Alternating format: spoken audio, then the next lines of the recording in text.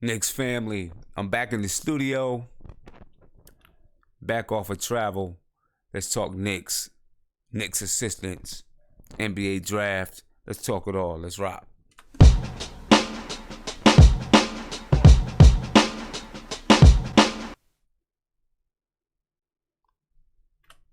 What's poppin', people? Not much news going on with the New York Knicks, but we're going to talk anyway.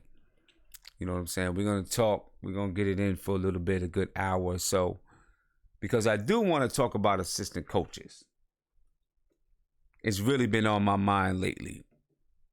You know what I mean? It's been on my mind lately because assistant coaches are super important to the development of the team. You know what I mean? But let me tell you why it's been on my mind. Most of you know that, and let me get a shout out to everyone who's on with me. I didn't get a chance to shout you guys out. Big shout out. Thank you guys for logging on with me.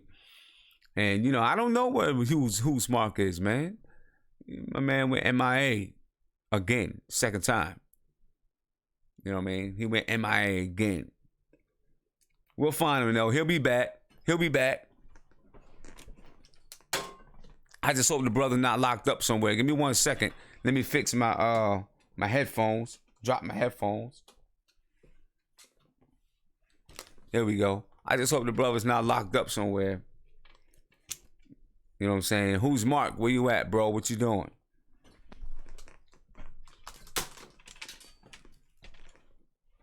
All right, got it together now. Anyway, let's talk assistant coaches.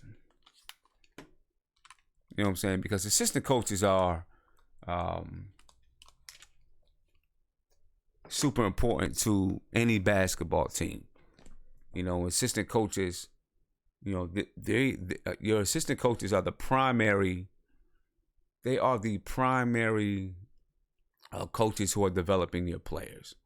And if you don't have good assistant coaches, then you're probably not going to be successful. Many of you know I coach AAU. And this is why it's on my mind. I had one assistant coach on my AAU team. I had other people that come in and help from time to time. Parents that come in and help from time to time. But just recently, I had to let the brother go, man. I had to let my assistant coach go. I didn't want him to go down that way. But that's how it went down. That's how it had to go. He was hurting the development of my players. One of the things I always tell my players, no coach is going to develop you. You develop yourself. Coaches are there to provide you with resources. Now, the quality of resources they provide you, meaning the quality of training, the drills they give you, the tips they give you, the way they help you refine your game, the tips they give you to refine your game, all goes into it. But it ultimately is the player that has to do the work. But a coach can negatively impact a player's development just as much as they can positively impact the player's development by providing you with the proper training tools and resources and helping you with your basketball IQ and giving you activities and drills and things like that. A coach can hurt your development really bad. Even if that coach has some good tactics, they can hurt your development. My assistant coach, he was hurting my players' development. He was hurting their development because he was a screamer. He was a berater. Every second, he was screaming instructions. He was screaming and yelling things that players just basically overlooked, didn't listen to. This past weekend, we were at an AAU tournament, right? And we didn't play particularly well. We held a lead in every game. Both the teams that went to the championship, one team, we held a 13-point lead against the team that went to the championship. Another team that went to the championship, We had a chance to be up by 10, 11, 12 points, but we missed a lot of free throws.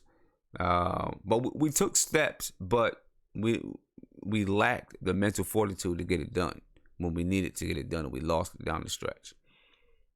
We're a young team, that's developing those skills, but still we lost it. And part of the reason we lost it is because, and I have to say the coaching staff, because I'm part of the coaching staff, and I feel I let it go for too long. But part of the reason is because the assistant coach he would lose his temper. He would have meltdowns, right? In practice, in games, he'd melt down. In practice, he'd get so anxious and so hyper to the point it looked like he was crying.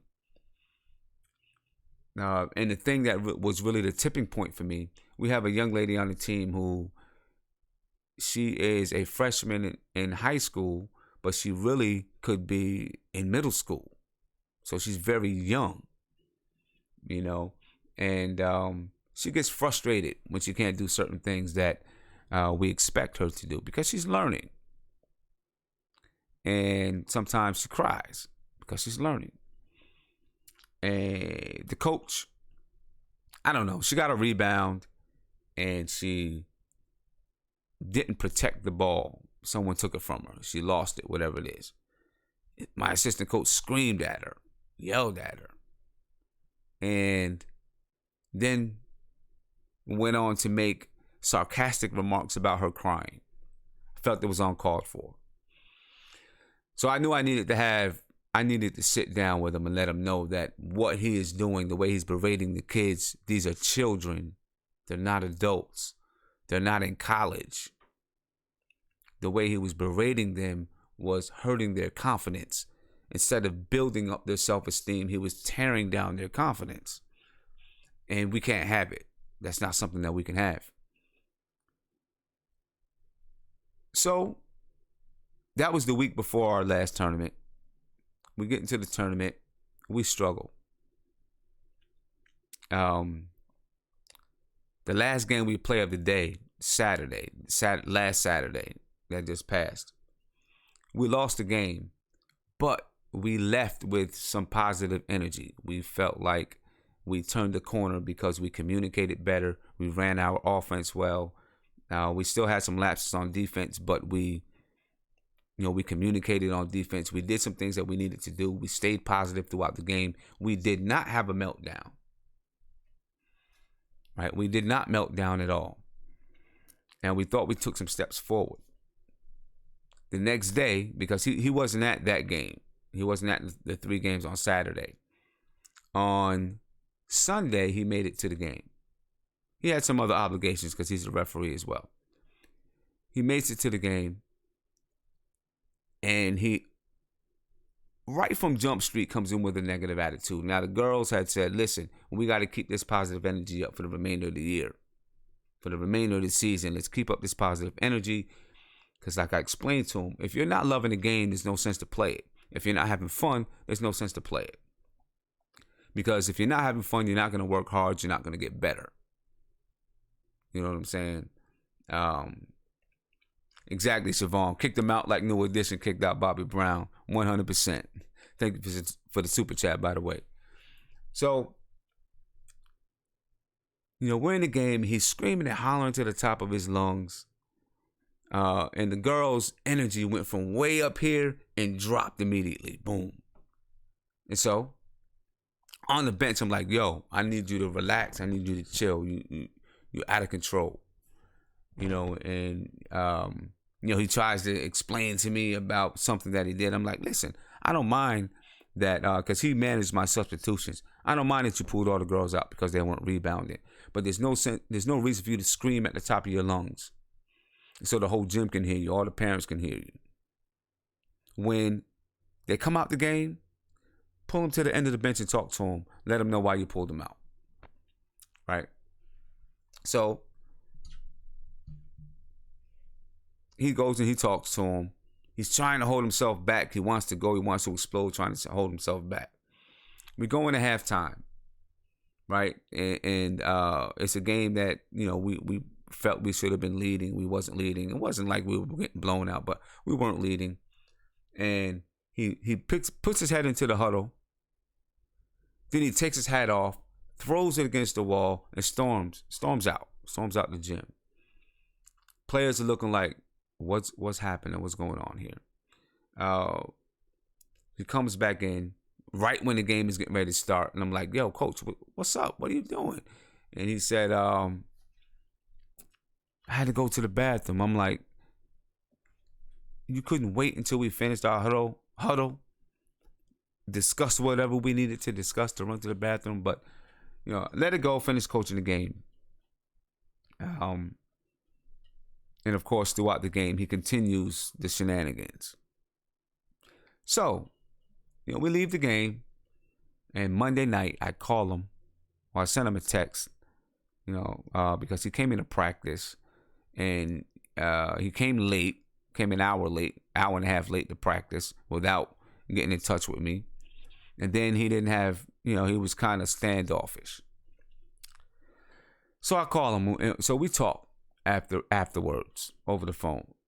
And I just had to break it down to him. I'm like, listen, the way that you address the girls that's not the way we do things with our organization.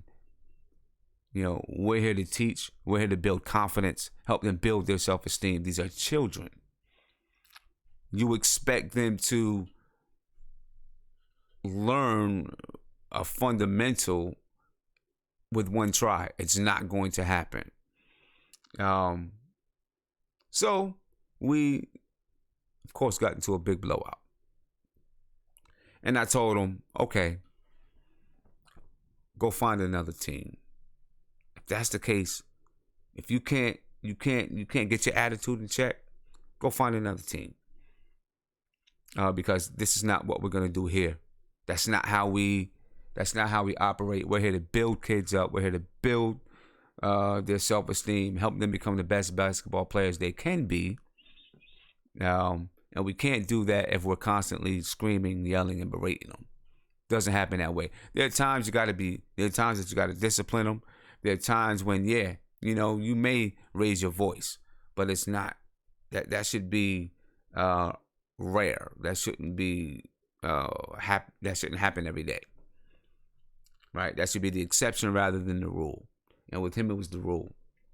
So we had to go. And, of course, that's not easy to explain to your players because no matter what, some of them are going to have relationships with them. Just like if you have a child that's abused by its parent, they still love their parent.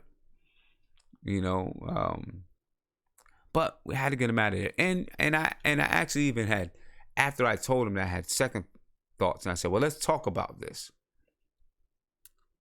But it became apparent it just wasn't going to happen. It wasn't going to work. And I was going to give him a little bit more time. But then I said, no, forget it. Let's just let it go. Let's just let it go. And we're going to move forward. And it's going to be the best. It's already evident in practice. The girls are more upbeat. They have more energy because they don't constantly have this voice screaming down and breathing down the back of their neck. And out of it, I contacted one of my local colleges that I'm friends with the assistant coach. We're building a mentor program between the girls' college team and my team. We're gonna do some clinics with the college. But yeah, that's why I want to talk about assistant coaches because it's something that's fresh and live with me right now. And an assistant coach has to be.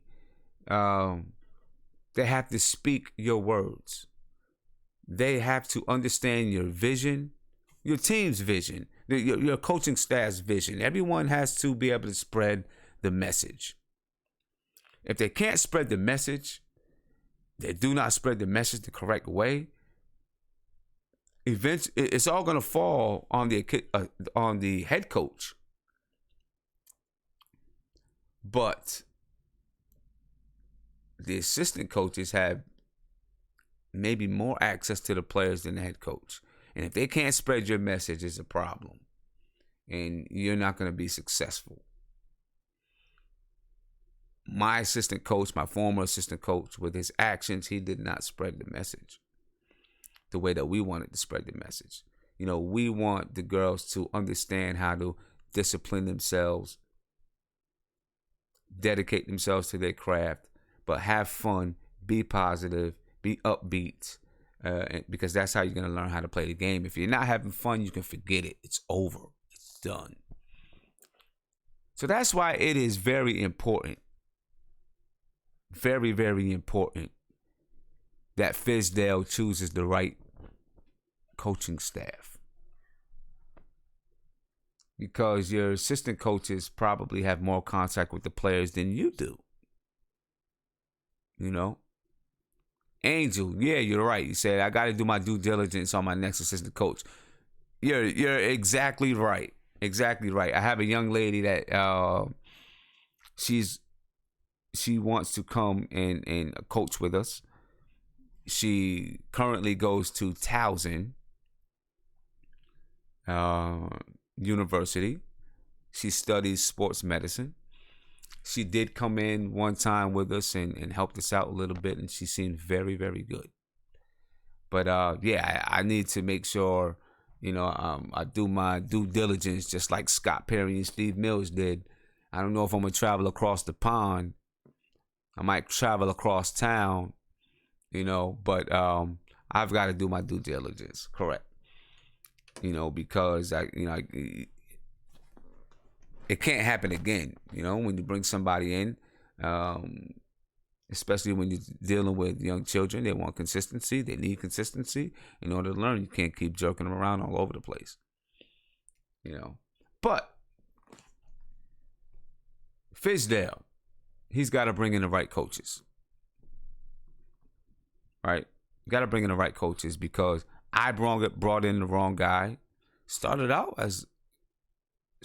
good, but I obviously brought in the wrong guy when we started, and it can hurt. It hurt the team's development this season, and we've gotten better this season than we were last year. A lot better. But how much more better would we have gotten if we didn't have this thing beating down on our heads, right? So Fizdale has to choose the right coaching staff that's going to spread his message, that's going to spread the message of the organization through and to the players, that helps build that culture. Assistant coaches that are going to hold the players to the right standards, not let players slip by here, slip by there. You know, you're in a players meeting, and you know, there's a player sitting back with nodding off,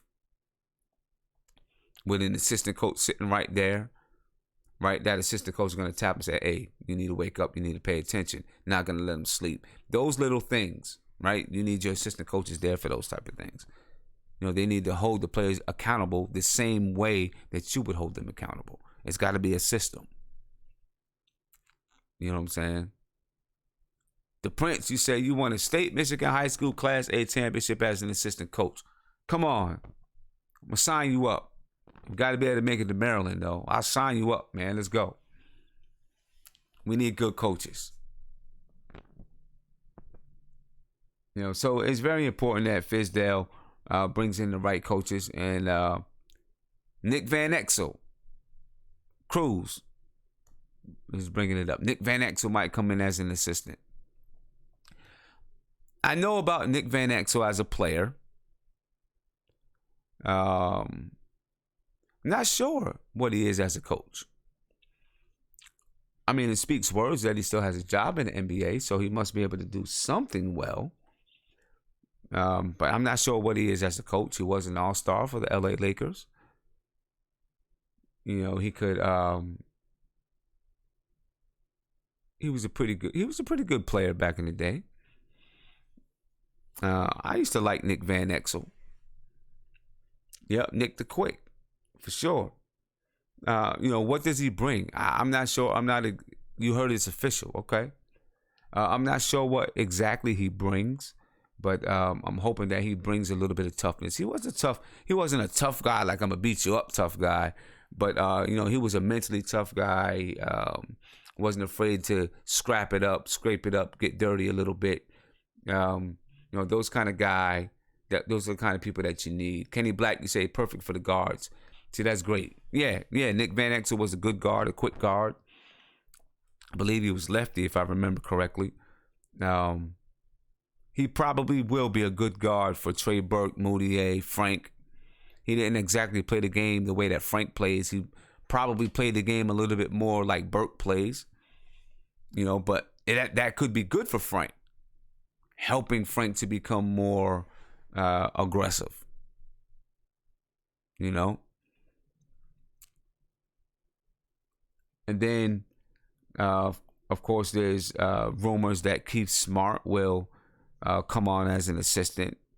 I believe the Knicks are in the process of getting permission from the Memphis Grizzlies to interview Keith Smart. So, he's Keith Smart. I think we spoke about it before. He's been a head coach in the NBA. So he does have head coaching experience. He has the experience of assembling his own assistant coaching staff. When he has the experience of dealing with assistants. He has the experience of a head coach, and a head coach needs that. Right? Needs someone with the experience of a head coach to back him up. I think Jarrett Jack would be a very good assistant coach. The question is, does Jarrett Jack want to? I'm sure Jarrett Jack feels he has another year or two left in the league. And I think that he probably tries to sign on with with somebody, with a championship contender. Okay, so we already got permission. See, I'm a little out of it, man, because I've been doing this conference. I've been dealing with my assistant coach, and then doing this conference all week. Where the conference, I'm like, it's like I'm cut off from the rest of the world. Because I'm up early in the morning, and we don't finish until 10, 11 o'clock at night. So it's like I'm cut off against the rest of the world, from the rest of the world. But that's a good thing if they already got permission from the Grizzlies. I would like to see Woodson. I think maybe it's telling that he wasn't the first hire, the first person in. Not that Fizdale doesn't like him, but maybe it's not going to happen. Who knows? I would definitely like to see Woodson come back. I do not believe that Casey is going to accept an assistant coach's job. I don't believe it. I think that Casey will become a head coach in the NBA again, probably soon. The Raptors were the number 1 seed in the East. If they were playing anyone other than LeBron, they would have advanced at least to the second round. It's hard though. It's hard because look, I've always said with the Raptors, I've always thought that they were today's Atlanta Hawks, right? The Hawks had these 60-win seasons and couldn't get past the first or second round. There was just something in there that they were missing. Same thing with the Raptors. There's just something there that they're missing. Something. Big shout out to Marty Knicks. Said, I miss you guys. Shout out to the French Unicorn. Shout out to You Only Know One Big. Shout out to Tony, Siobhan, Ishmael, CP the Artist, Ralph on Rail, Supreme Ali. And then my man Michael Hospitalis said, what's up, chat? We're living in an era where our Knicks have a competent front office. Things are looking up. Yes, 100%, definitely. Things are looking up. We have a competent front office. I feel good about what they're doing. I feel good about the Fizdale hire. And I feel comfortable and confident that they're going to make some good moves in the draft. Some good moves in the draft. So with that being said, let's talk about NBA draft prospects. And of course, Mikal, thank you for the super chats. 100%. Thank you. I appreciate it. Let's talk about draft prospects and what we plan to do. We're going to find out Tuesday. What's up, JR? Chilling, man. We're going to find out Tuesday exactly what we're going to be in the draft. We got, 6.7% chance of moving into the first spot or moving into the top 3. Low percentages, 6.7, 6.5%, whatever it is. Low percentages. But there's a percentage, there's a possibility nonetheless. You know, I know. I see someone. How will Porzingis and Trae Young look together? I don't know. Even if we drafted Trae Young, we wouldn't find out for a while. But assuming that we stay in that 9th spot, Fizdale says he wants to get the best talent on the board, which is probably the best thing to do, given the situation that we're in, right? We just need to collect assets, collect talent. You know, I am in favor of Mikal Bridges. Wouldn't mind Miles Bridges either. I was more in favor of Mikal when KP was not injured. Now it really is whoever has the highest upside, most talent might be the person we want to get. Because, you know, if KP was coming back to start the beginning of the season, you might look at it and say, yeah, Mikal he's a junior. He might be a little bit more NBA ready. Basketball IQ there a little bit more. The same kind of timeline as KP. Let's put them guys together. Now you might look a little bit different. You know, you might look for the guy who has the most upside. The problem with that is they may have the most upside, but sometimes those guys that have the most upside also have a big chance of being a bust. You know, but given the situation, that might be the way that we go. You know,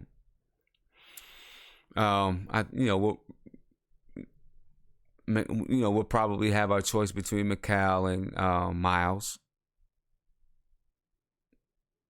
Someone is saying Knox or Saxton, maybe. Wendell Carter, he'll probably be on the board. We may be able to scoop up Wendell Carter. I think most people still believe the Knicks are going to bring in Mikal. And I still do like him very, very much. I believe that defensively, he will help us. He's got long arms. I watched him play, and his arms are long. I mean, kind of looks the way Frank looks. I don't think his wingspan is as long as Frank's, but his arms kind of look that way too. And I like long players. I like players with long arms because you can get into the passing lane but still guard your man. You know, you can disrupt things because your arms are long. You can close out better because your arms are long. You know, I like long players. You know what I mean? I like long players. That's one. I like Mikal Bridges because of that. I also like Mikal because I feel like he knows how to play within the offense. I feel like he knows how to. He gets that part of it. And it may be, you know, that may be something that we need. I believe he's going to get after it on the defensive end, especially with Fizz there. And if he brings in the right coaching staff, those guys are going to push these young players to get after it, I believe. You know, from what I'm reading and hearing, Fizz wants to turn KP into a defensive player of the year. Let's see if it can happen. Or he can help KP become the defensive player of the year. See if it can happen.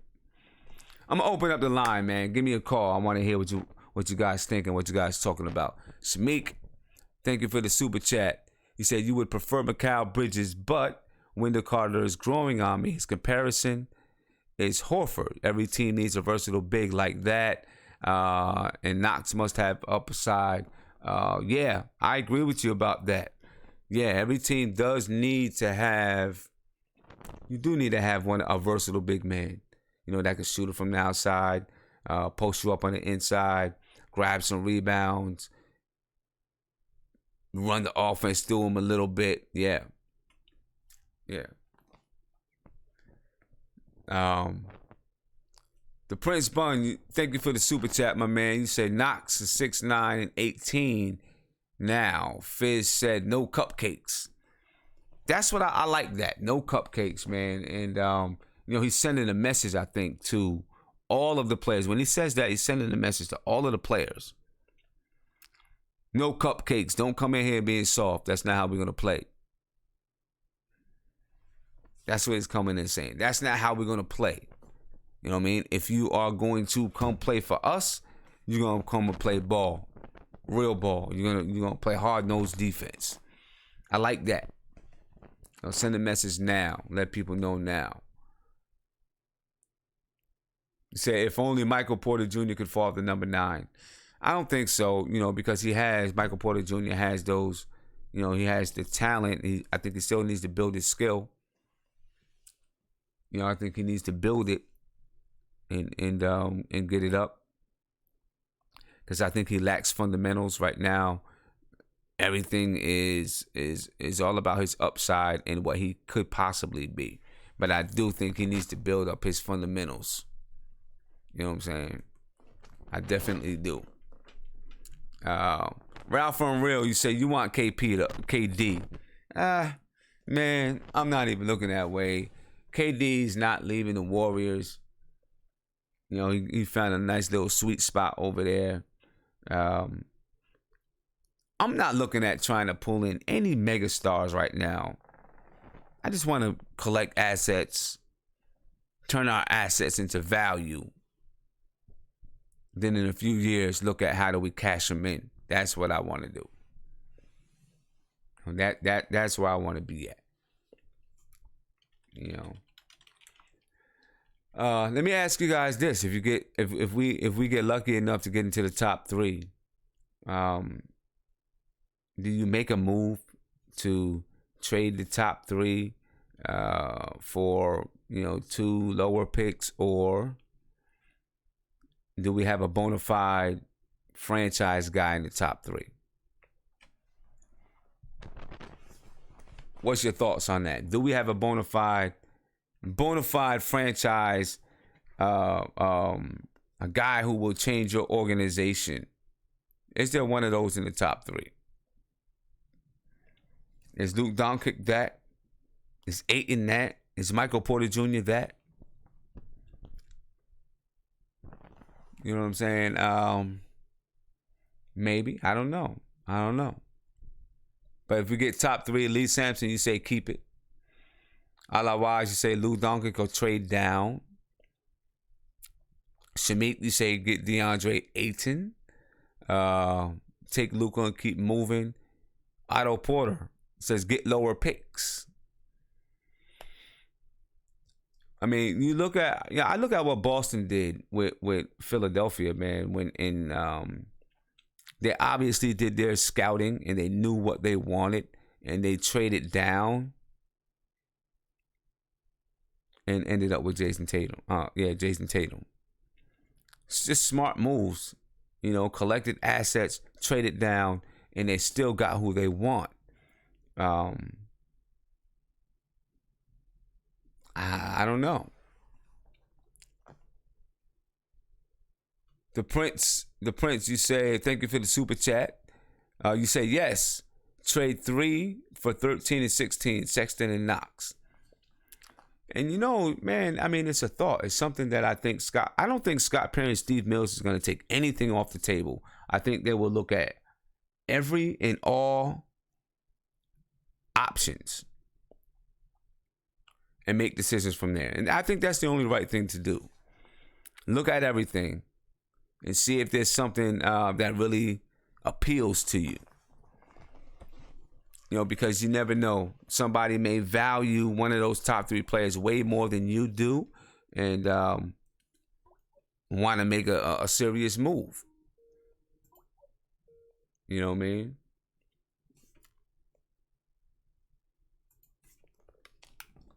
Jaden Darcy. What's poppin', my man? How are you, mate? How you going? I'm chilling. How you feeling? I'm good. I just wanted to call in about the Fizdale situation. Okay. I've been seeing a lot of our fans on Twitter and on Facebook and saying a lot about Mark Jackson. Oh, we wanted Mark Jackson, or I wanted Mark Jackson. He's a culture changer. And they're saying they don't like Fizdale, but I think a lot of people are forgetting that Mark Jackson's not automatically going to change everything. Mm-hmm. Just because it's Mark Jackson, that doesn't change the position that we're in. We still don't have any cap space. We still, have an underperforming roster. Right. I agree with you.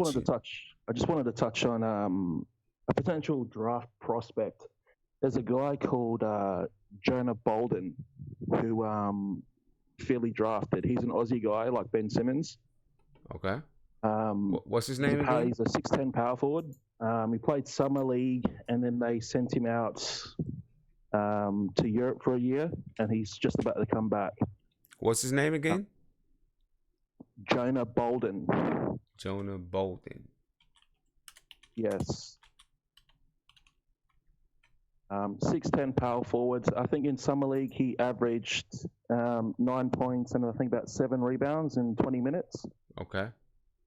But yeah, like I said, they sent him out to Europe for a year, and then the Philly GM said the other day that they were bringing him back and potentially giving him a roster spot, but nothing set in concrete yet. Right. If we can give them a second round pick for that, 9 and 7 in 20 minutes as a role player, it was quite good. Yeah, that's quite good. Have you seen him play before?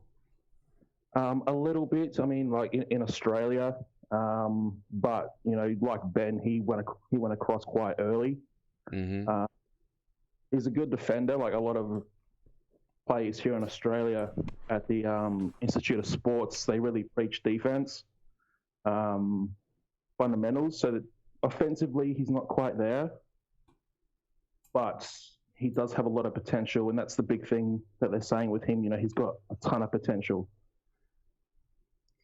Yeah, I'm looking at it now, and it's, they're talking to, it looks like Philly's going to try to bring him over, and those are the types of moves that Scott Perry and Steve Mills need to make to bring in young guys, you build in that way, collect assets, bring in young guys, collect assets in that way. I've never seen the guy play, but I'm trusting you. I trust what you say. And, maybe that's a move. Maybe that's a move that you make. And maybe you can give him cash considerations. Depends on how much they value him. Philadelphia may not want to move him if they really value what he does, and they think that he can be, they think he can be productive in their system. How long? So they drafted him when? Last year? And then yes, last year. Okay. Yeah, I'll keep our eyes out on that. We you remember we bought the rights to Billy Hernangomez from Philadelphia a couple years ago.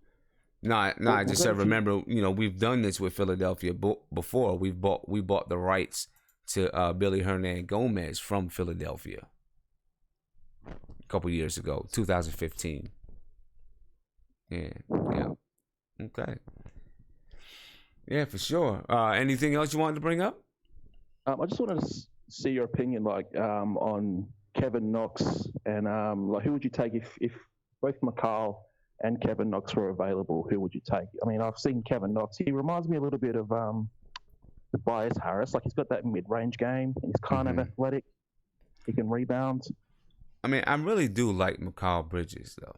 I really do. I think that he's going to be a very good defender. My only concern is with his upside with Mikal.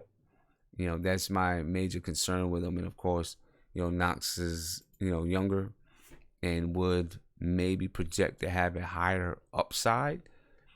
Given the situation that we're in right now, I mean, it's tough. I know right now you probably, with KP out and probably out till December or January, right? You probably want to take the best talent available. I still think I would go with Bridges, though.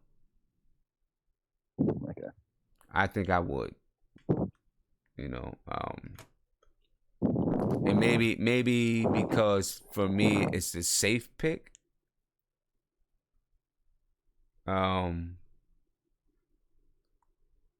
That's probably why. I mean, very safe, but the upside, the higher possibilities of an upside, maybe with Knox. Yeah. Yeah. That's all I had to say today. First time calling in. I really enjoy your show. Keep it up. Appreciate it. Thank you for calling in. I hope you call in more, man. Appreciate it. All right. All right. Have a good one. Yeah, call in, folks. Let me know what you're thinking about the NBA draft and what are you thinking about? I'm pretty sure the Knicks are going over every single option that's available, because if they're going to build this team, I mean, one of the reasons, to answer to double back on the caller's question about Knox and Bridges, another thing is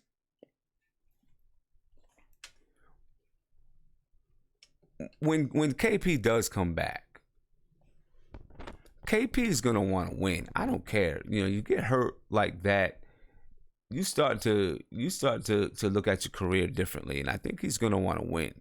You know what I mean? And I think Mikal Bridges is gonna be on a better age-wise, a closer timeline to KP. And I think he advances your chances to win sooner, more, or better, or however you want to say that. Although we wouldn't be looking to win right now, but he still isn't a right now player because he's young. I feel that if you get someone too young that you have to develop too much, KP might look and be like, we gotta develop Frank. Now we gotta develop this guy. What are we doing here? When are we looking to win? I've been losing for 3 years, 4 years. You know what I'm saying? I think you have to keep that in mind. You have to keep that in mind because, KP at some point, KP is gonna want to win, and I wouldn't put it past him that he wants to win when he gets back. I would, knowing that my career was. Well, I'm not saying I don't want to say his career was in jeopardy, but knowing that I just suffered an injury, it would make me feel like, man, my career could go at any time. I need to take advantage of this. Right? That still doesn't mean that I'm saying sell out and try to get this big superstar or whatever it is. What I'm saying is collect guys that's going to be, in that same time frame as KP. Bring in guys, maybe you bring in some younger, but, bring in guys that are young and can help win as soon as possible. I don't know. That's just what I think. I think you in the situation that we're in, you can pick up young guys that can still help you win now, and and they're young. Bridges might be one of them. You know, Mikal Bridges. I'm saying. You know, Mikal Bridges. He'll be 22 years old in August, so he'll start next season at 22 years old, 6'7" with a 7-foot wingspan. You know, 22 years old. That's you know, he's young. You know, Miles Bridges is 20. You know, Miles Bridges is 20. Well, he just turned 20 years old, so you know he's younger, year and a half or more younger. He's also 6'7" with a 7-foot wingspan.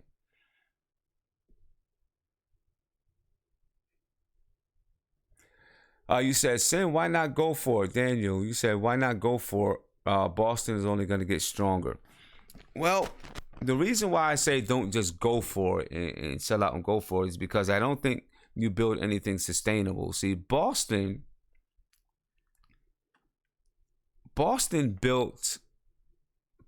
is going to be able to sustain what they have.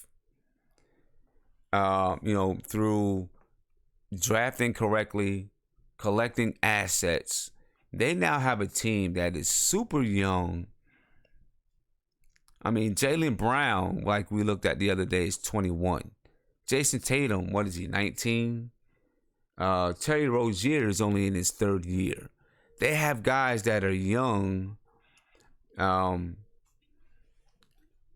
they collected assets to get these guys. They didn't sell out the farm to try to win. Now they collected assets and then cashed those assets in to get Kyrie and get Gordon Hayward, and they still have more assets because they developed these young guys and it gives them assets that they could still cash in. I think right now in the situation that we're in, without having a bunch of young assets, you try to go for it. Maybe we try to go for it and we become a second round team. And then when that phases out, we're starting all over again and it's nothing sustainable. We got to collect some assets, bring some young guys in. And then after we've collected some assets, cash them in. But we got to build something that can be sustained over the years. CP the artist, what's up, my brother? Yo, what up, homie? I'm chilling, man. How are you? I'm good, man. Good. So how you feeling about everything, man? We got Fizz. Look, man, I've been beaming since press conference, man. I'm liking everything I've been seeing. As for the draft prospects, I agree with you, man. I believe that the direction that they should get is like a player that is ready to come in. I'm not really with the whole developmental guys, unless we get somebody that might be a gem for us, like in the second round. Mm-hmm. And what I'm looking for too is what they're gonna do with, like, G League prospects or those guys who don't make the draft. You know what I mean? Like, we picked up what was that tall guy? Cornette, I believe his name was. Yeah, Cornette. Yeah. He wasn't even drafted, and he was a gem. I think Dotson was a late second rounder. Yeah. Yeah, so it's like guys like that, where there's not too much hype behind them, but it's like, they're really good guys. I'm kind of falling out with Mikal Bridges. I like for what Fizdale's trying to do better with Miles Bridges. And the reason why is, Miles is more physically ready for the NBA than Mikal, is, in my opinion. He's a lot more stronger. Mm-hmm. They're about the same height. Yep, both 6'7". Right. So it's like, Mikal,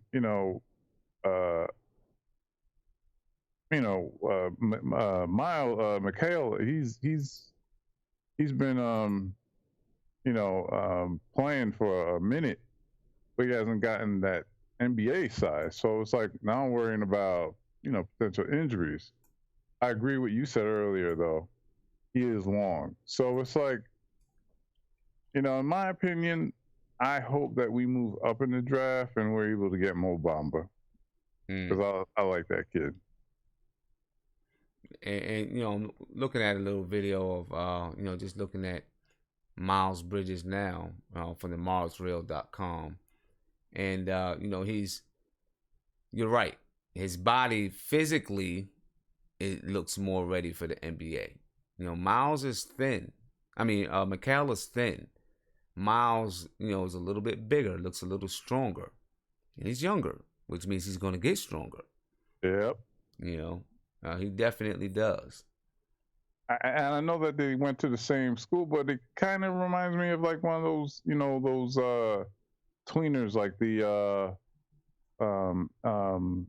his fellow alma mater guy, Draymond Green. You know what I mean? He could hit the three, he could play a little defense, you know what I'm saying? And he's strong. So it's like, who would you rather put up against LeBron? Would you put Miles or Mikal? I hear you. Yeah, because Mikal is, he's small. He's thin. Yeah. He's definitely a thin guy. And, if you're talking about upside, Miles, definitely looks more athletic. Tad bit younger. Yeah. And he's a sophomore this year. Not too young, not a one and done freshman. Yeah. I mean, he could be. He could be. Yeah. Because we're in a situation where we need talent. Yeah. My hope is that we move up a little bit. You know what I'm saying? Like we move up a little bit in the draft and we get like maybe like a Mo Bamba. You know what I mean? I like Mo. Mo could probably, guard some perimeter players. You know what I mean? He's an excellent shot blocker. He has a quick hop. You know what I mean? And I don't know if you know this, but now he's working out with KG. Yeah. Yeah. So that's, you know what I mean? If he could bring a little bit more of his offensive game and that shot blocking skill, I mean, Yeah. And he's a New York guy. Yeah, man. He's a New York guy. Yeah.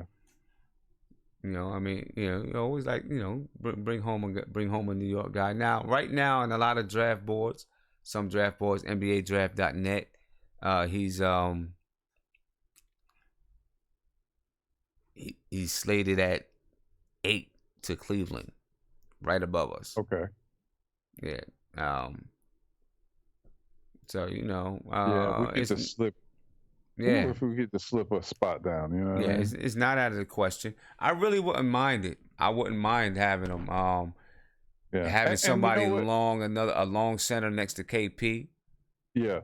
And another thing, he'd be like a good insurance policy if we let Cantor or Quinn walk. Right. And then like in the second round, we could just pick up a small forward, maybe. You know what I'm saying? Yeah, and I think if we get a Mo Bamba, one of those guys are gone. Right. Well, if they opt out, they'd have to opt out. If they don't opt out, then there's really nothing you can do about it besides bench them. True. Yeah, and maybe we could just like bring him off the bench to get into form. You know what I'm saying? But I think if the Knicks were to draft like Mo Bamba, they would see the writing on the wall. Cantor and O'Quinn. Maybe not O'Quinn. I'm not gonna say O'Quinn too. O'Quinn can play power forward. Yeah. He can still play power forward. I think there would still be a spot for O'Quinn. Cantor would maybe see the writing on the wall and say, this is not for me. I'm not going to be here long term. Yeah, and it would probably be a good. Could you imagine Mo Bamba and KP just guarding the paint? Yeah, that's super long, man. I like that. That's long, a lot of length. Yeah. Yeah, a lot of length. Yeah, man. So how's things going down there in the ATL, man? Everything It's good? hot, man. It's like 90 degrees. Yeah. Yeah, it's getting that time of year. I'm pretty sure it is. Yeah. It's the it's the heat, man. When you and the team gonna come on here? We are due to be in Atlanta July 25th through the 30th. Okay. Yeah, make sure you bring your sunscreen, man. Yeah, I know, man. Because let me see, we play a tournament the 22nd through the 25th, and then the plan is that night after the tournament, because the tournament is local. After the tournament that night, we're jumping in a 15-passenger van and heading down. Word. Yeah, so we'll get there. We don't play a game until the 27th, so we'll have the 26th to just kind of settle in, chill for a minute, relax. Then we play the 27th, the 28th, the 29th, and then the 30th we'll head back. That'll just be a travel day back. Word. Yeah. I'll be I don't know if they allow spectators. I'll be at your game, man. Yeah, they definitely do. I'd appreciate it. That'd be great. Yes, sir. Yeah. All right, man. Appreciate the call. All right, man. For sure. All right. Talk to you later, man. All right. Peace. Peace. Yeah, there's a lot of ways that the Knicks can go when we're talking about the NBA draft, and then the implications. There's a lot of implications on free agency, of course. With whichever way we go in the draft, and we got the 37th pick. We got the 9th pick and the 37th pick. Well, we don't know about the 9th pick yet, right? We'll see what happens with that 9th pick. Hopefully we get some luck. Cody Emmanuel, what's popping, bro? Hey, Samina, man, what's going on? I'm chilling, man. How you feeling? Just feeling really, really, really optimistic about this front office. Yeah. I heard Perry talk with Alan Hahn today. I think like yesterday, whatever. Mm-hmm. But he was saying that one of the reasons why they interviewed so many people was that he was trying to collect intel from these candidates, right. Kind of see what their thoughts were about the Knicks. And I was just like, oh my God, this is what a competent general manager does. Oh yeah. my God. And we haven't had anything like that in like 20 years, man. Dave Checkett was competent. I'll give that to Dave Checkett. Yeah, Dave Checkett was. You know what I mean? He was pretty good. We haven't had anything like that in such a long time. So, I mean, I'm going into this offseason like really feeling good about, you know what I mean? I think we have a fighting chance, which is, what you want, right? Right. For the draft, I think, we got to figure out what we're going to do with Courtney Lee, because I think the draft is all about, like, as you say, is collecting assets. Mm-hmm. And I think Courtney Lee, I still think that he gets you a late first rounder or at least 2 second rounders. Okay. And I could see 2 second rounders. Yeah, JJ Redick right now is like on a 1-year deal for like $18 million. Mm-hmm. I think we go to Philly and we say Courtney Lee plays the same position. He's cheaper than JJ Redick. He not only can he shoot, but he can also drive. Great, free throw shooter, and during the playoffs you're gonna need that. Right. Would they be open to taking Courtney Lee and then like JJ Redick, thank you, and JJ Redick was good, but I don't see anything that he gave them that Courtney Lee couldn't give. Yeah, that's true. I think JJ Redick gets his shot off a little bit quicker than Courtney Lee. Courtney Lee has a little bit of a hitch in his shot, but sure. So he gets it off a little quicker. But yeah, I'll say has a more complete game than JJ. He might, and he plays better defense. He can go to the basket. Yeah, I mean, so, I mean, Philly has like I think like 3 picks in the first round. That late pick, I'm like, look, Courtney Lee would be to me is would be like an Yeah. ideal pitch guy And that to Philly. might that may not be, yeah. But I think you can Yeah. definitely get 2 second rounders. Best scenario it would be like a late draft, late pick. I'm fine with that too. But I mean, I think you go in if I'm Perry. I even shop. I'm not sure you can get anything for him, but Baker. I was trying to see if someone wants a tough nosed defensive guy. You never Yeah. know. I mean, I I think you're think shot. I think that's gonna be hard with Baker just because he makes what $4 million next year and he's Yeah. still unproven. You know. Yeah. No. Absolutely. Yeah, that's gonna be tough. Maybe he's like a throw in if you need to match salaries or something Yeah. like that. Yeah. I'm fine with that. I mean, I mean, I think right now with Baker, he's not. Yeah, he's not going to.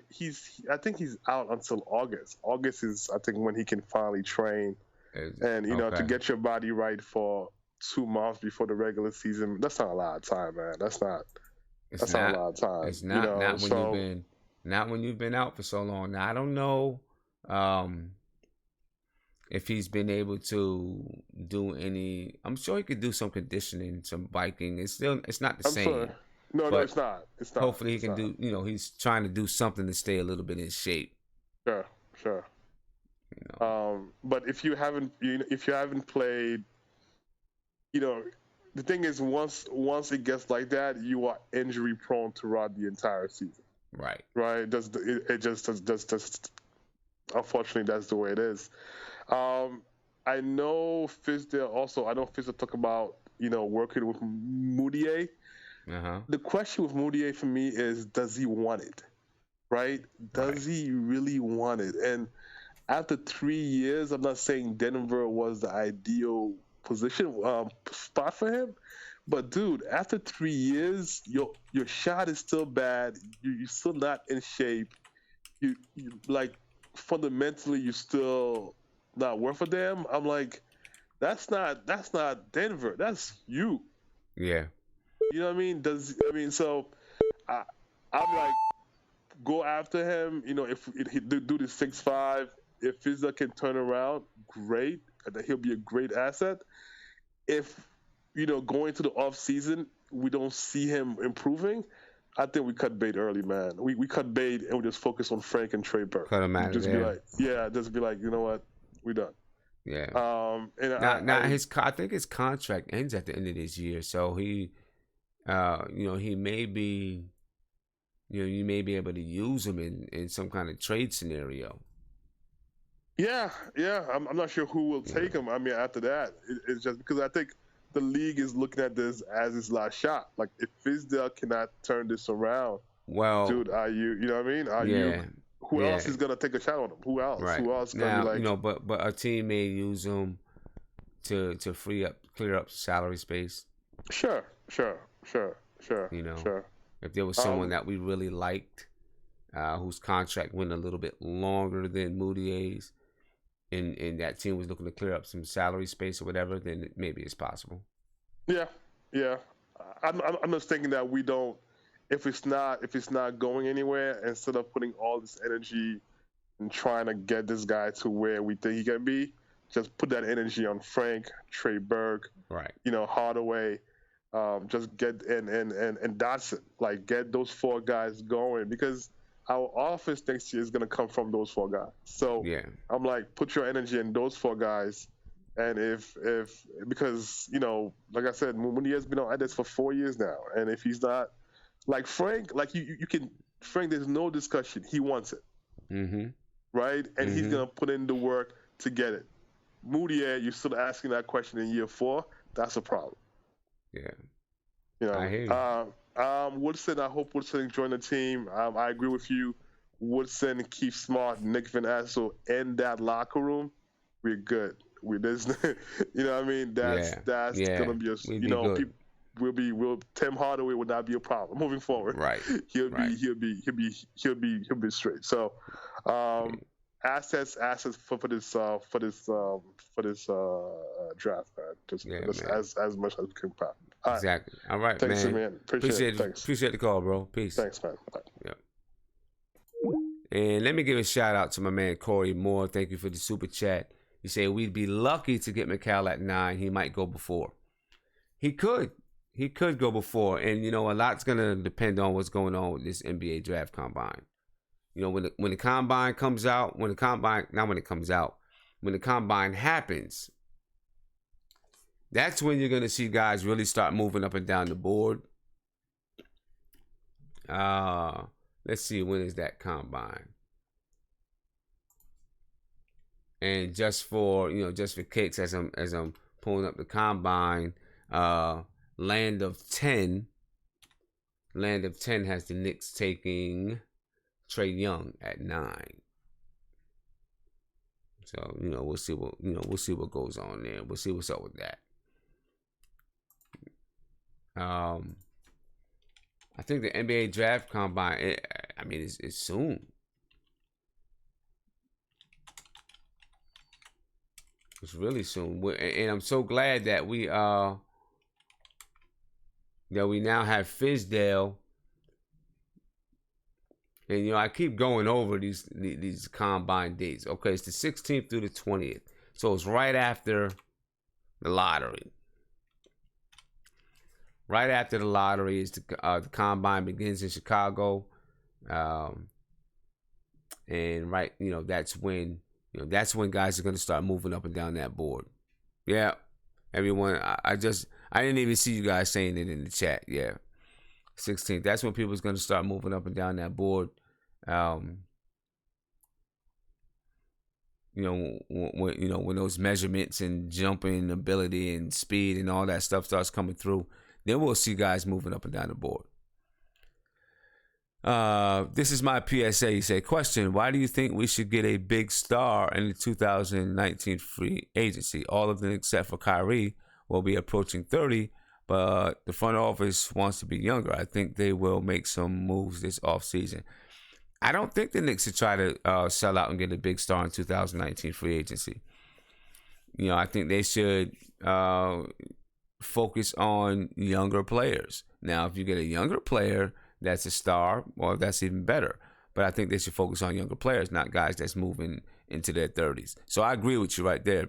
This is my PSA. I don't think we should. I don't think we should at all. I think we need to stick to the program. You know what I mean? Stick to the program. Now, let's talk free agency a little bit. Because free agency begins July 1, and we don't need to spend a whole lot of time on free agency. Free agency and personnel. We keep talking about moving Lee. The last caller, Cody, I think he was on to something there when you talk about moving. When you talk about possibly trading Courtney Lee to Philadelphia for some draft picks to fill right into that $20 million that they're going to have free. Courtney Lee makes $12 million a year.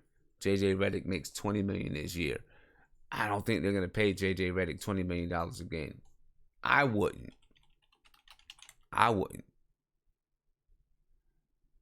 So maybe that is a move. I think that's a really good idea. Maybe that's a move that we should look to consider. You move Courtney Lee into a situation where he'll be able to win. We bring back some assets, hopefully assets in this draft. That could be a possibility.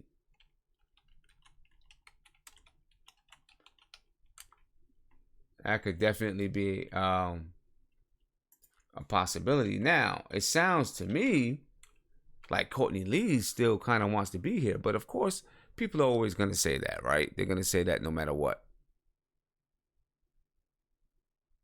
You know what I mean? They're going to say it no matter what. But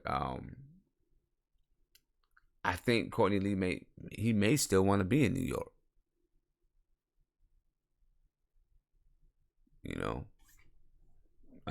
Somebody just asked me, am I a coach or a radio personality? Well, I'm not on the radio, but I am a coach. I'm on YouTube,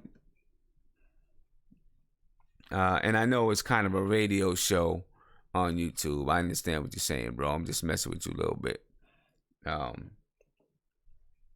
But I plan to do more than just be behind here. This is what I'm doing now, but I got some other things that I'll be doing on the YouTube show. We're just growing right now, so I guess you can say I'm both. But that Courtney Lee move sounds like it makes sense. It makes sense. Hey, what do you guys think about what Fizdale said about Lance Thomas? He said that, I think the media and some people, that I've seen some people on Twitter, I think they kind of overblew it a little bit. Right? But, Fizdale said Lance Thomas can be like our Draymond Green. He didn't say he was going to be Draymond Green. He said he could be our Draymond Green, meaning the style of play and what he does. Kind of that all-purpose guy. I'm not sure he can really be that. I don't think you can run an offense through Lance Thomas. I don't think Lance Thomas has those kind of skills. I think he's very smart. He can play defense. If he can get his 3-point shot right, his offensive game would be a little bit better if he can get that 3-point shot right. But I agree with everything except for the fact that you can run offense through him. I don't think you run offense through Lance Thomas. I haven't seen that ability to run offense through him, but I do understand what Fizz is saying about Lance Thomas. He can be that catch-all guy. Maybe he's not talking about running a whole lot of offense through him, probably here and there, but he can be that catch-all guy that does a lot of things for you. You know what I mean? He grab some rebounds. Knock down. Hopefully he can knock down that 3-point shot. There was one point in time when he was knocking it down. Of course, play defense. He can guard different positions. You know what I mean? But he was not saying that he was going to be like Draymond Green for us. That's not gonna. He's not gonna be that. Ralph on really say Trey Burke is a future star. Well, let's hope so, because we got him locked up for next year. And if he comes out again and he plays the way he played at the end of this year, then maybe we got something. Said Joey, you said Lance gets you tight sometimes. Yeah, he gets me tight sometimes too. Missing layups, wide open threes, things like that. Gets me upset sometimes, but the guy can play defense. And he's the kind of guy that I think Fizdale is definitely going to keep around. You know what I mean? He's definitely going to keep around. Yeah. But I think in free agency for this year, we're not going to have much money. If we're going to build anything through free agency this year, during free agency period, it's going to have to be through trades and something like that. Right? We're going to have to make some trades for some younger assets. But, we got guys that could possibly move. Courtney Lee is one of those guys that we could move. I could see that happening. Now, if Cantor does opt out, now you got a little bit of money in free agency. If Cantor and O'Quinn opt out, you got a little bit more money to play around with. I don't try to throw it all into one player. I try to spread the love a little bit and bring in some talent if it's out there. If it's not out there, then I don't go past a 1-year deal. If the talent that we want isn't out there, I don't go past a 1-year deal. And I save a little bit of money. And then, and then look and see what happens in 2019. And in 2019, if the talent that we don't get the talent that we want, then 2020, our cupboard is almost bare. And we got all kinds of money to play around with and really scoped our team out. So hopefully they're going to be financially responsible. I think they will be. I think they'll be financially responsible and make the right moves. But we got to clean up this roster. All the gluts we got. We got a few gluts all over around the roster. We got to clean it up a little bit. You know what I'm saying? My man, the Prince, what's popping, brother? Hey, what's going on with you, Sam? I'm chilling, man. Chilling. So what's your take on things, man, for real?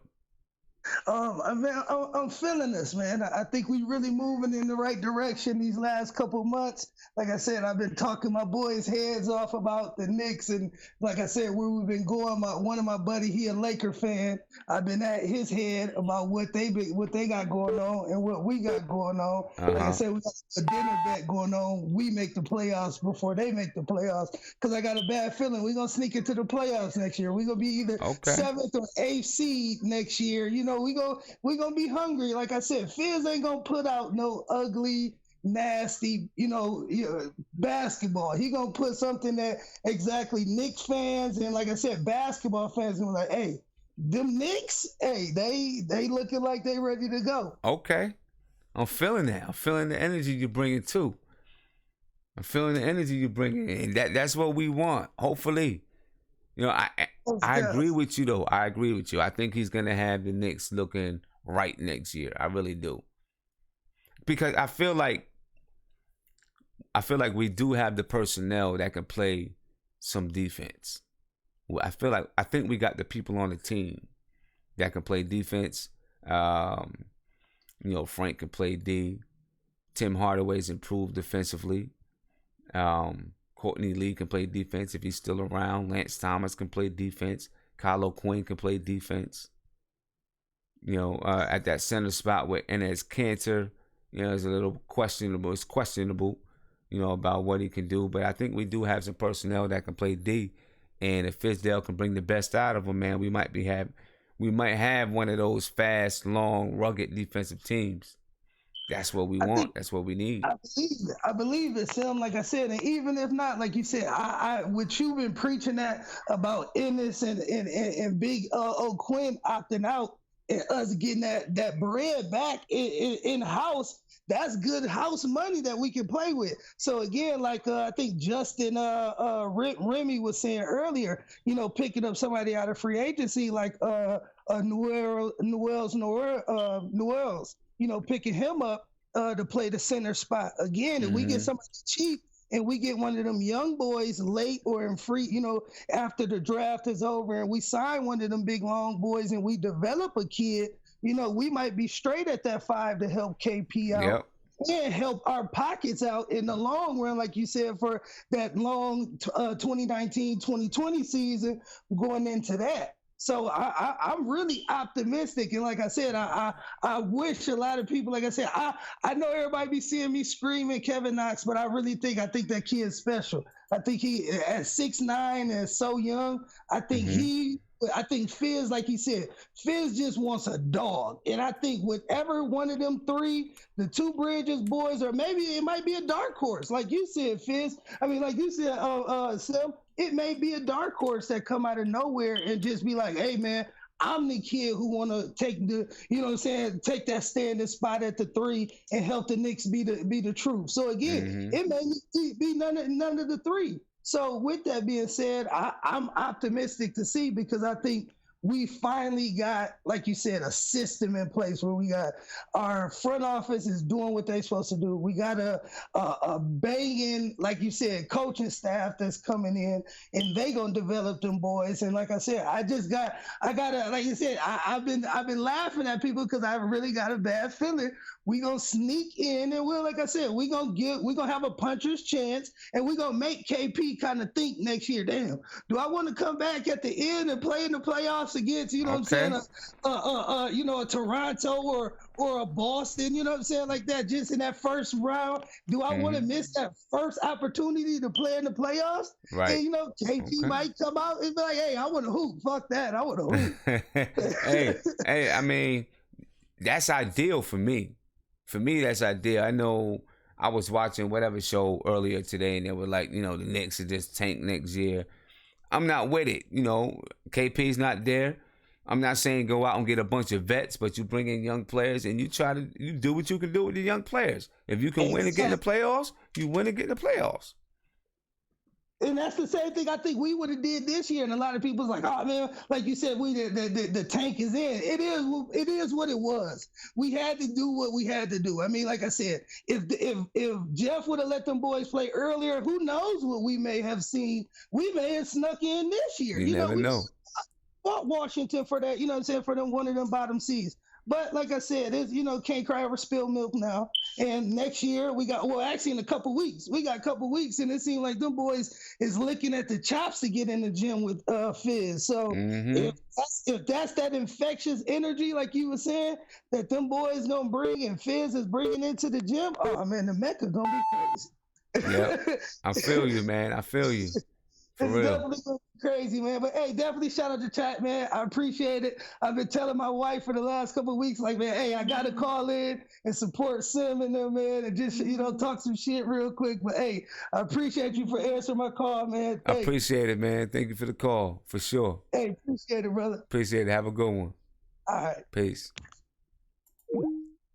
Yeah, I like the energy. Love the energy. That's when only Knicks fans, baby. Only Knicks fans. I love the energy.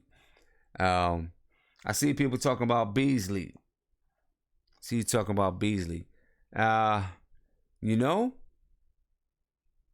is funny because Fizdale coached Beasley before in Miami. He knows what Beasley was then. I was reading that he told a story about I don't know, they were somewhere and they had to get Beasley up out of bed to get into the gym, to work out. And when Beasley walked in, Russell Westbrook was in there, had been in there for a few hours, and was like, where you been? You know what I mean? Fizdale knows his work ethic. Has it changed since then? I don't know. I don't know. But he knows his work ethic from Miami. And I'm sure Fizdale will give him a fair chance. And, probably sit down with him. I hope that Michael Beasley's work ethic has changed. And listen, we don't know the history between them. When Michael Beasley left Miami, he was a little bit upset about his role in Miami. Fizdale maybe was a part of that. So that's an interesting dynamic on whether or not Beasley comes back. Very, very interesting. I haven't heard anything from Beasley about it. I mean, he's going to be a free agent in July 1 anyway. But I haven't heard anything from Beasley, on whether or not he likes to hire. I don't know. I don't know how well of a relationship he has with him and what it was like with Beasley in Miami back then. So there could be, that could be an issue on whether or not Beasley comes back. I wouldn't mind seeing Beasley back on it's got to be the right kind of contract, though. But there's a lot going on. There's going to be a lot to talk about all summer long. All summer long is going to be a lot to talk about. But before we can get to the summer, we got to get through these NBA playoffs. So let's talk about the NBA playoffs. We're down to the final four teams. Boston and Cleveland, Houston and Golden State. The teams that everyone knew was going to be there, and they're there. I think I have Cleveland and Houston. But, Golden State, they turned it on. They look like they got their swag back. They look like they're ready to ball. and they're speaking confidently. Steve Kerr is like, sending messages to him, psychological messages to Houston, telling them that first one is the hardest one to get. And I'm sure Houston hears it. It's going to be a great series, that Houston and Golden State series, man. It's going to be. They look like they got their swag back. My man Joe Big, what's popping, bro? Can you turn that down in the back, please? All right. What's popping, my man? Hey, how you doing, buddy? I'm chilling, man. Good. I'm watching the show right now. Mm-hmm. Looking good, man. Thank you, man. I appreciate it. We trying to build this up. We trying to make it grow, and all the fans, all you guys, everyone's gonna be involved in making this thing pop and get big. That's what we're trying to do. Yeah, that's nice, man. I like it. That's my favorite show right now. I like it. Appreciate it. Yes. Being said all that, I like the hire, man. Yeah, for sure. I like the hire. I like my coach. And I don't want to fall in love too fast. But listen, everything that he said, those are the kind of things that I've been waiting from a Knicks head coach for the longest. Yeah. I've been waiting for that. Jeff Hornacek never approached his job that way. Right. Number one. And number two, he sent a clear message, when he made that remark, about Mudiay. He's like, kid, we're gonna get you right. A lot of people think that, it's because he liked Mudiay, but he's just put him on notice. Mm-hmm. That's mean if you're not willing to work, we're not gonna keep you. Exactly. And I was listening to him again, he was on the Alan Hunt show, mm-hmm. where he said that he want tough guys, guys that playing defense. You don't want Madison Square Garden to be Broadway for the other 29 team, that just come in here, and putting up a show. Guys be flipping battles and stuff like that. He want people to fear the Garden. So I'm looking forward to it. But I have a good question for you, Simeon. You just witnessed, Donovan Mitchell, through the playoff. Yeah. All right. And us and 11 other team pass on the kid. Mm-hmm. All right. Now, I'm not complaining about Nilikina because, everybody has their own potential. Maybe 10 years, down the line, we're going to have a different, conversation about Nilikina. Right. But for now, we just witnessed, what we could have had, with Donovan Mitchell. Now, I understand a lot of people want to get Mikal Bridges, which I like, Miles Bridges, which I like. But if Trae Young or Colin Sexton is available when the Knicks is on a clock, knowing that we're just missing out on Donovan Mitchell, and we know, as a coach, that the way the game is being played today, you need a top-notch guard. I'm not going to say point guard. I'm going to follow my coach. You need a top-notch guard. Can we pass on Colin Sexton and Donovan Mitchell, and Trae Young, knowing that, we can get a wing at any time? We can trade either Courtney Lee or Mudiay, flip them, for a good second rounder, or maybe get another first rounder, late first rounder, get a wing.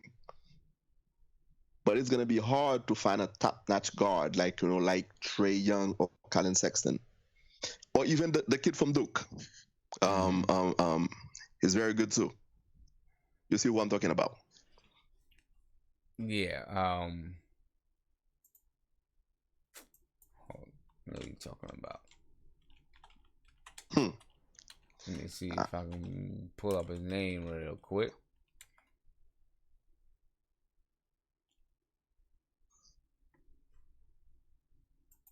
That kid, like, you know, when that kid is good.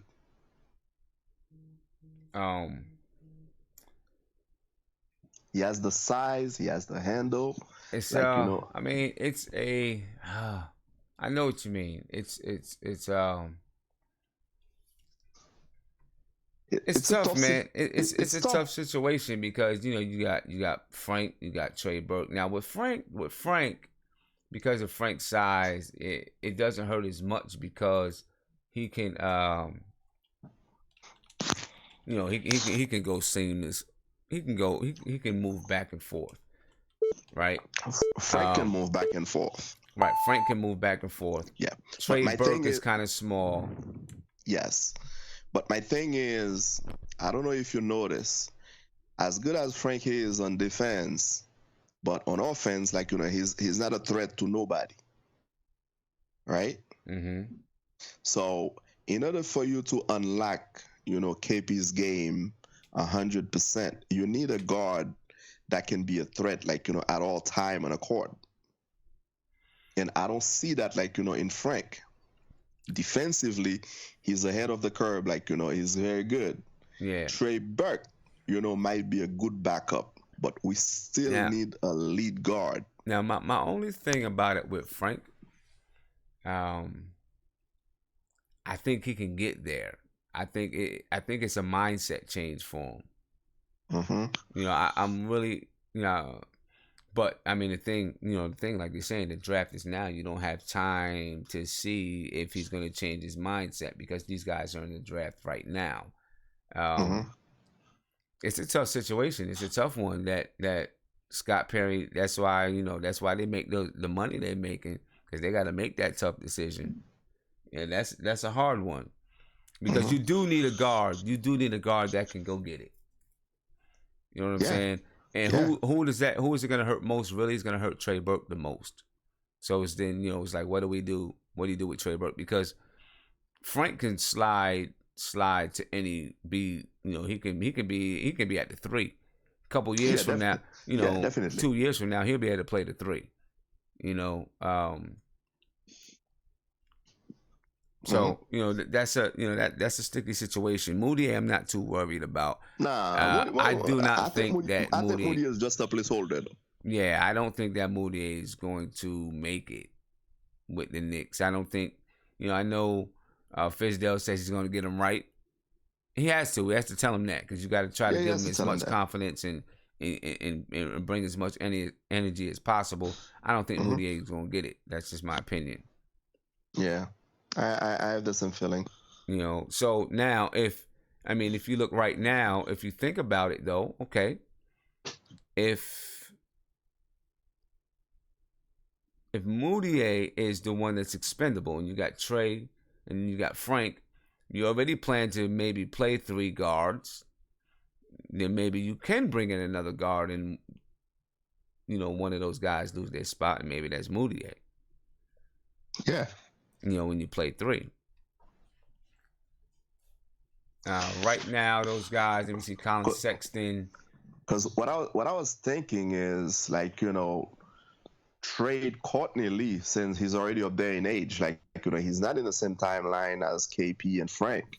Right. I would package, like, you know, Courtney Lee and Mudiay somehow, like, you know, draft night, or even in, like, you know, in free agency, like, you know, trying to flip them. And bring, like, you know, a guy like, you know, maybe Colin Sexton, you know, because if you team up Colin Sexton, Tim Hardaway Jr., KP, you know, and Datsun is, like, you know, producing, you have a good small forward, I think you can do some damage in the East. Okay, so Colin Sexton, right now in some mock drafts, he's slated around 10th. Yeah. To go around 10. Trey Young around 7.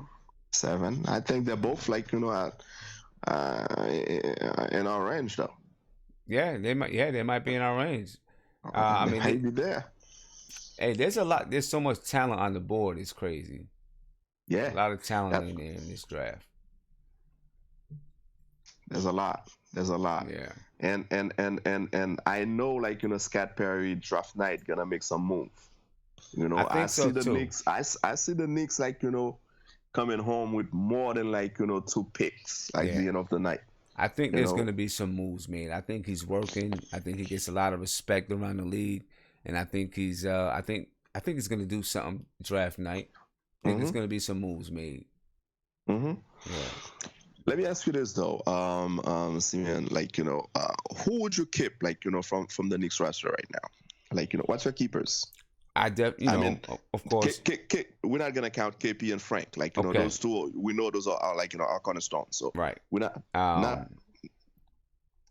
I like Courtney Lee, but I move Courtney Lee.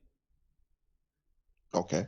Right. The reason why the reason I move him is because, like you're saying, he doesn't fit in our timeline.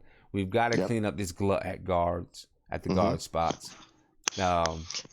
Because I think he handicapped like Tim Hardaway's game a little bit though.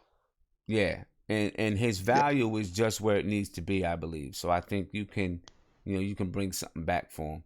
I move Courtney Lee.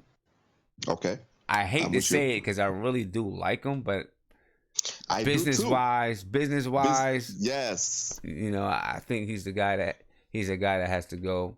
And he's one of the guys that give us like more opportunity to bring something good back. Exactly. Yep. If Cantor opts out, I do not re-sign him. I wouldn't. I'm with you.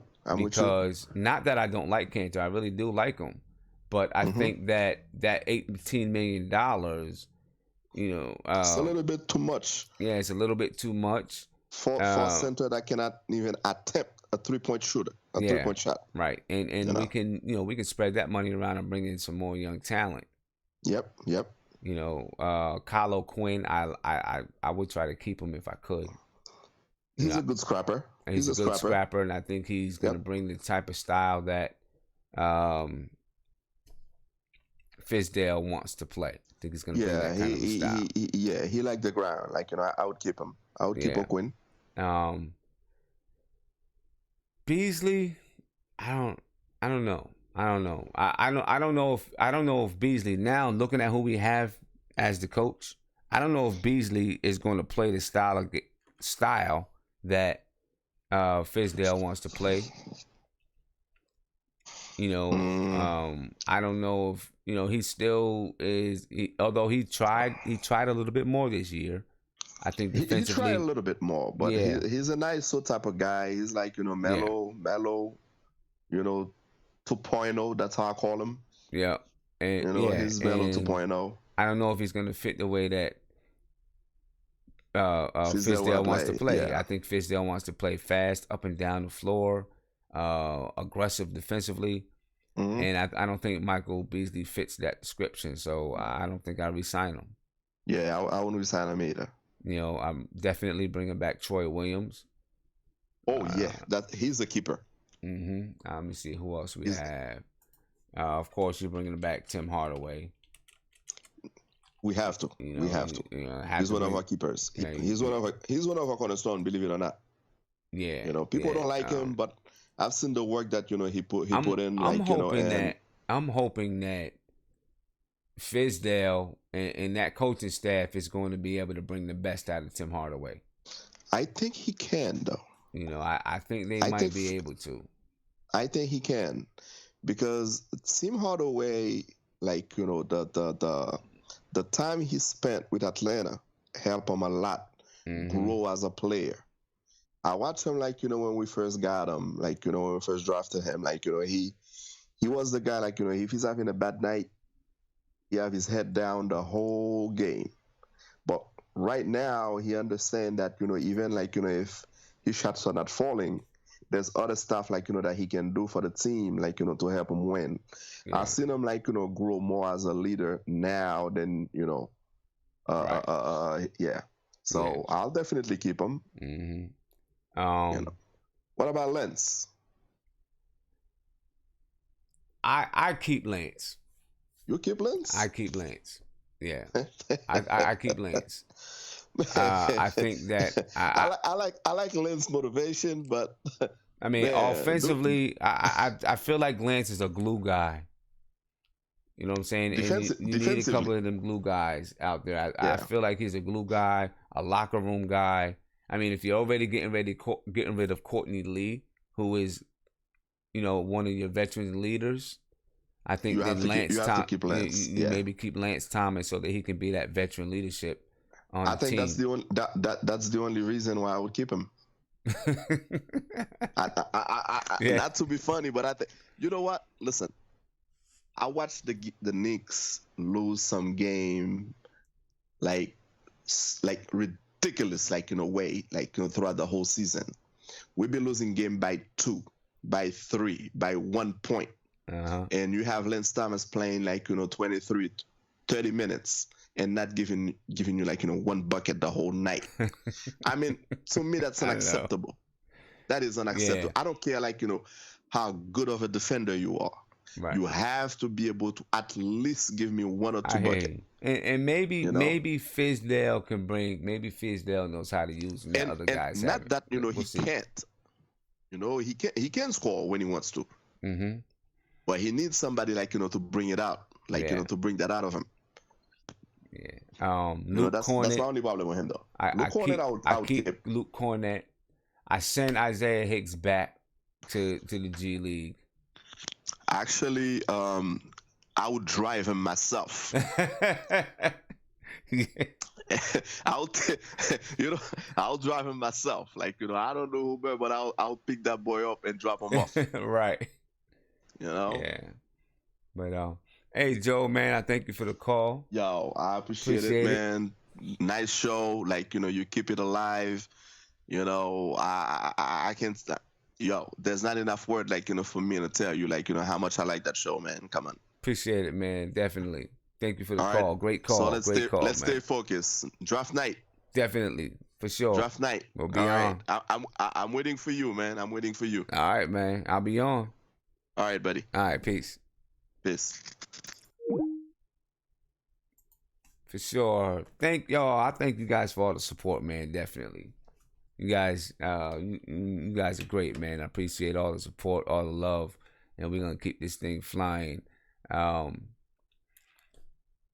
Before I head out of here, just wrap it up a little bit. Talking about the playoffs. I know we got into it a little bit about the playoffs, but I think that Houston and Golden State, that's going to be a serious matchup. It's going to be exciting. You know what I'm saying? That's going to be a serious matchup. I think it's going to go 7. It's got to go 7. I think it's going to go 7. I think Cleveland is going to get past Boston. I think that's going to go 7. Then I think Houston will take out Cleveland. But we'll be coming on, just because it's the East Coast times. I'll be coming on.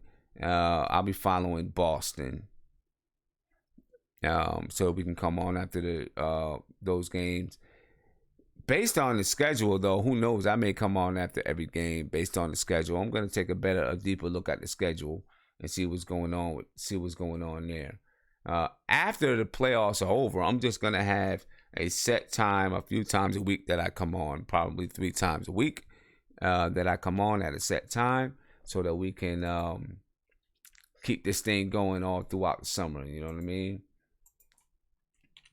And, I have the schedule up maybe on my website. I had, I have it set up there. So let me see. Boston and Cleveland play this weekend at 3:30. I will definitely be on after the game. They play Sunday.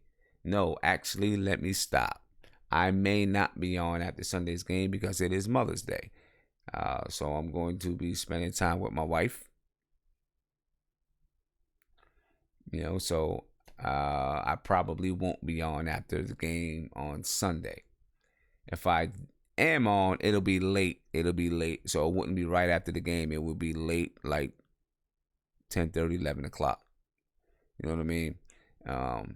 But I got to make sure I spend that time with the wife and with my mother and those type of things. Got to do it. You know what I mean? Can I come back on after the big 3 games? You know what? I'll check out and see what the big 3 games are. But we'll definitely talk about those big 3 games. You know, but I'm gonna have when the playoffs and things are over, I'm gonna have a set schedule so that you know exactly when it is, and I'll come on. Then if anything happens, of course I'll come on. Yeah, I do watch the big 3. I watch the big 3. I don't know. I mean, I haven't really paid attention to when exactly it's coming on. You know what date that is starting, but I watched it a little bit last year. You know, but anyway. Oh, hey, you too. Now, see, if my wife sees that, you're going to be in trouble. Can't be Knicks first and then the wife, man. I can't do it. Then I'll be wifeless, and the Knicks still won't have won a championship. But I am going to, Margaret Edwards, you said Happy Mother's Day. If there's any mothers that are on the line right now, Happy Mother's Day to you. Enjoy it. You know, we respect you. We love you. You know, you all keep the world going. If it wasn't for you all, our worlds wouldn't be straight. So, big up to all the mothers out there. For sure. But I am about to head off. Have a great weekend. You know, enjoy time with your wife, your sister, your daughter, your mother. You know, spend some time with them, and let's hey, go Knicks, and I'm out. Peace, y'all. Have a good weekend. If you enjoyed this stream, please subscribe below, ring the bell, get a notification anytime I go live.